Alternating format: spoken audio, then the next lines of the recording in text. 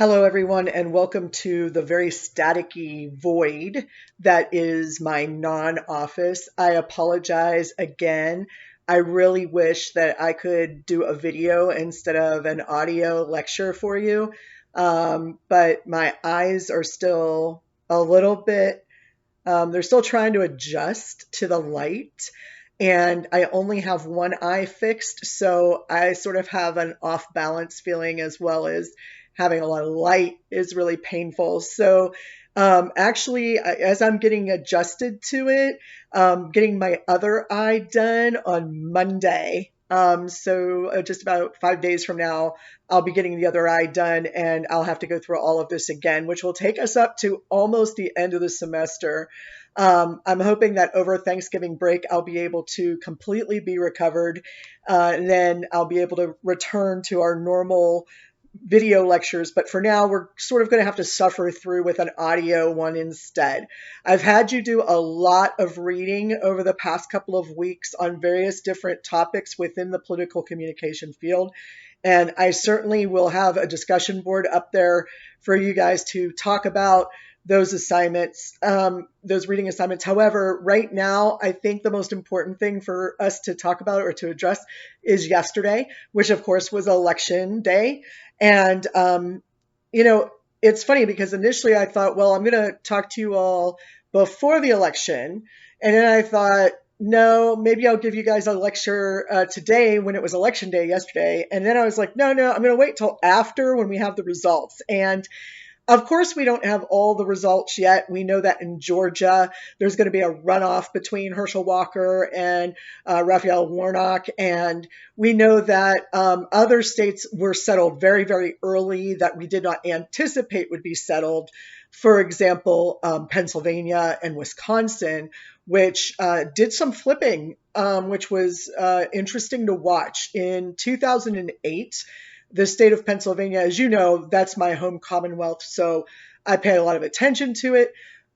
In 2008, when Barack Obama was up for the presidency, I saw my entire state become affected by a flip, particularly my county, my home county, which is Beaver County, Pennsylvania. That county went from a deep, deep blue to a very, very dark bleeding red in one election. And at the time, Senator Murtha, who has now passed on, but he said, Southwest Missouri or Southwest Pennsylvania. See, I even live in the Southwest corner up there.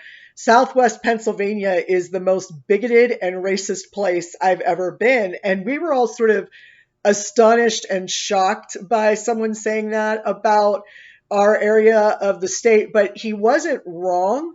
And it was borne out that way. Pittsburgh itself has a much larger population of people of color and various religious backgrounds and ethnic backgrounds. I myself come from three very distinct parts of Pittsburgh. Philadelphia is much more diverse, but also has that those ethnic differences. And a lot of people don't think about that in terms of the further east you go, the more ethnicities clash, not just people of color, but also, Italians and Yugoslavs and Irish and Dutch and Polish and all of them. So we're still pretty stuck in those sort of ethnicity debates that we don't really have around here, and they're sort of going away up there. But to hear somebody call us, that part of the state outright racist was pretty jarring, I think. However, again, it wasn't that it was untrue. In 2008, it flipped completely red, and a lot of people argued that it was because they did not want to vote for Barack Obama because he was, quite frankly, not what they saw as a president.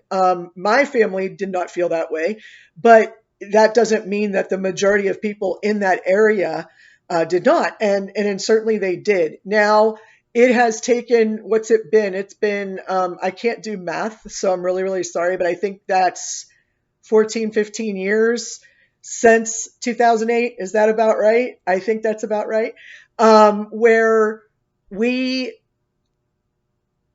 are not interested anymore in that politic, because I mean, one of our sons is the president, right? Joe Biden. And we've gone back to what people of Pennsylvania are comfortable with, but more importantly, it's settled down on the senatorial races, the United States House races in Pennsylvania. They've gone back to being the traditional blue that they were. Now, the reason I say that Pennsylvania was traditionally blue is because, honestly, the Democrats tended to take Pennsylvania with very little question up until about 2008. But from 2008 until now, it's been pretty much going very, very red in a lot of, particularly the rural areas, but even in the major cities of Pittsburgh, Philadelphia, Erie, and Scranton. And so watching these sort of pockets of red spread out to the entire state, and then come back in to where we now have mostly blue again, has been an interesting watch. And we know that it's not just about the sort of persona of the people or necessarily the superficiality of the people, because if that were the case, I think they would have elected Dr. Oz. I think that they would have elected, well, they probably still would have elected Shapiro, if I'm being honest. But I think that there's a lot of things that changed in Pennsylvania over the past, I don't know, I'm going to say 3 to 4 years. A lot of times it has to do with the economy. Pennsylvania was a very blue state because it was a blue collar state for a long time. The steel workers, a lot of union work, and skilled labor came from particularly Pittsburgh and Philly. So, the people who were in white collar, as we call them, jobs or careers, were mainly going to New York. You would head north, or you would head out west to Chicago. I say west, relatively speaking. So it went from being a blue collar blue state to being a blue collar red state. And now we're flipping back. And that makes sense with the economy, too. If you watch the way the economy is working at the time and where the money is and where the support for that money comes from, you'll notice that kitchen table topics such as how much bread is costing in the store, how much gas is costing, how much we believe that the workers are the people who can salvage it for us versus believing that the stock market is going to solve it for us, will really give you an indication of where a state is. Pennsylvania's definitely a bellwether in that area for that particular thing. So it going back blue makes things a little bit more predictable for me until we got to Florida. And when Florida is now, I don't know if we can say it's completely flipped, because it sort of always had a little bit of a red lean, which most people did not think about a whole lot until 2000, when it became the center of the deciding state for the election of the president at the time. That did get thrown up to the Supreme Court, but at some point Al Gore said, okay, listen, part of democracy is accepting the results. I accept that I lost, and he called George W. Bush and said that he conceded, and that saved a lot of trouble further down the road. Now, he fought for that election. There were several, I want to say it was weeks, if not a month or two, before we knew who the president was. And that, well, it couldn't have been 2 months, but it was several weeks before we knew who the president was. But it could have gone on longer. It could have been much worse if Al Gore had not conceded and tried to carry the mantle of him winning the presidency through. But he clearly at that point decided he had lost the Electoral College, and so let's stop counting ballots. I'm just going to concede. And that's what he ended up doing. So we have sort of these, they used to call Missouri a bellwether state because however Missouri voted was how the the elections would turn out, particularly the presidential elections, but that stopped being the case not too long ago. The last 20 years have greatly shifted in what states were quote unquote red states, which were quote unquote blue states. And what's interesting about that is that it really wasn't until the 90s that we started calling states red states and blue states. There was a journalist who was around named Tim Russert, who sort of, made those terms up. I mean, I don't want to say it that way, but sort of made that application that Democratic states were blue, Republican states were red. There was a time when that was actually they were referred to in the opposite. That gets very confusing. So my point in telling you about Pennsylvania and Florida and mentioning Wisconsin is that this is exactly what the media attempts to do. It attempts to give us a shorthand of what's happening in the political races by saying, this is the race that matters. This is the state that matters. This is the Senate that matters. And they determine that for us, and we pay attention to it. So a lot of us were watching and paying attention to what was going on with Herschel Walker and Raphael Warnock down in Georgia. But did we really have a sense of what the people on the ground, the voters, what they were going to do? And I think that much like a lot of political media that I ingest, I hear what I anticipate I'm going to hear. And I always have to keep myself, a little bit alert of that personal bias. We all have it, right? You live in your own bubble. You're only using the confirmation biases, all those things that we know to be true about ourselves as well as everybody else. There's also third person effect, right?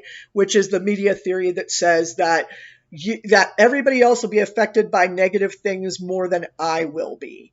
And I will be affected by positive things more than everybody else will be. In other words, it's sort of a distrust of everybody else, that they may fall into the group of, for lack of a better term, sheeple who are just following what everybody says.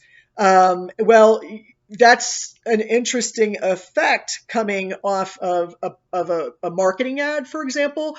But a political ad, because a political campaign is different from a marketing campaign. We're not looking for some share. We're looking for a win or a loss. It's sort of a zero-sum game in the political campaign. Then we have to, I'm not really sure how much of an effect third person effect has. I think more likely we're going to have confirmation bias. I want to believe that so-and-so is going to win, and everything I'm listening to tells me that that person is going to win. That's that confirmation bias, or living in that bubble, or that sort of snow globe of life where everything is as you want it to be. That, of course, is not the way that it works. For example, in Florida, I really thought that Crist had a much better shot.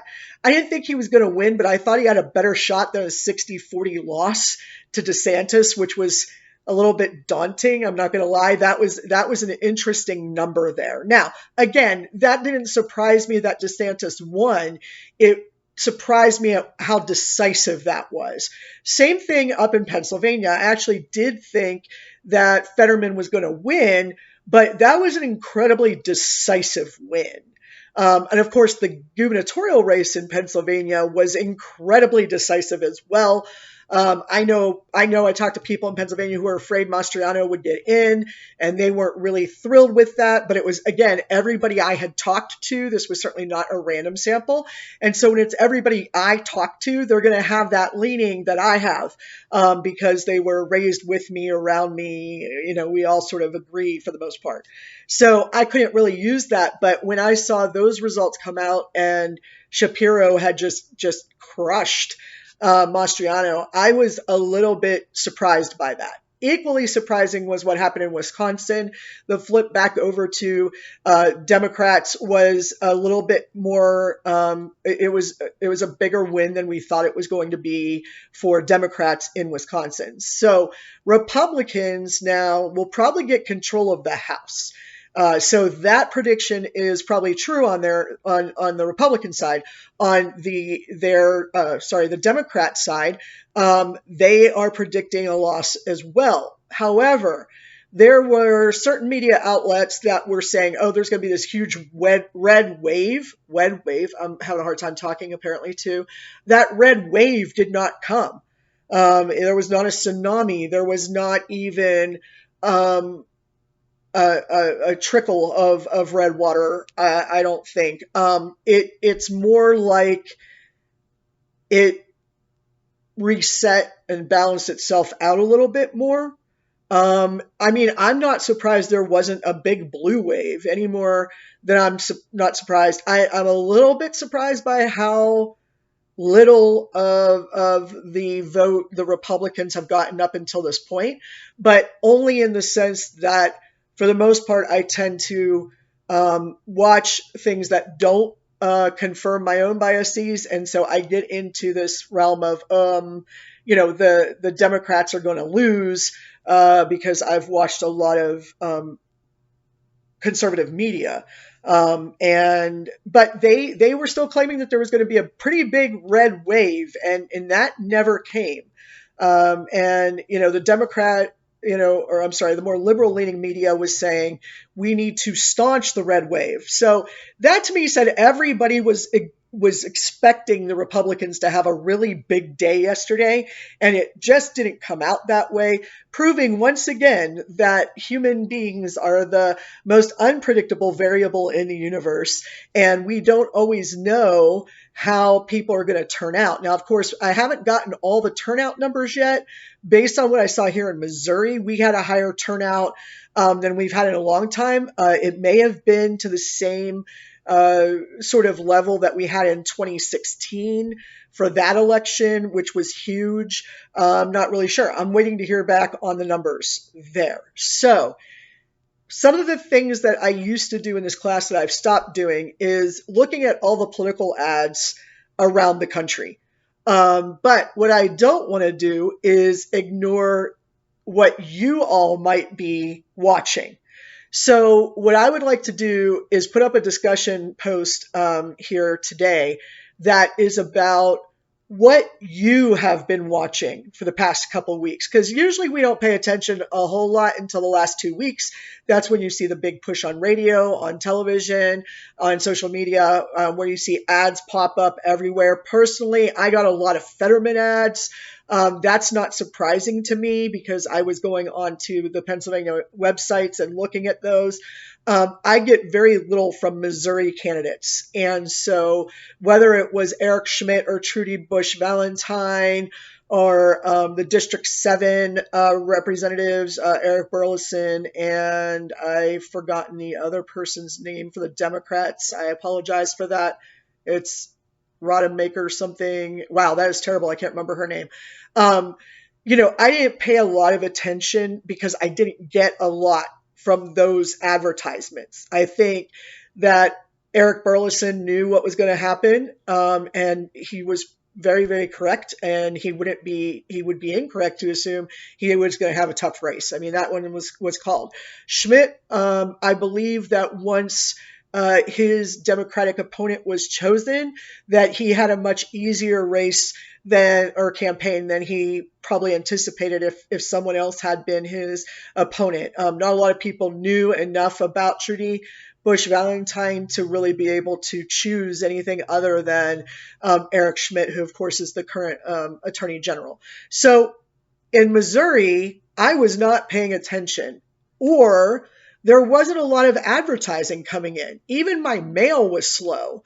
So I want to hear from you all if you watched any of the races in Missouri. If so, which ones? If you were watching another state like I was, what was it and why? So I'll put up a series of questions on the discussion board for you.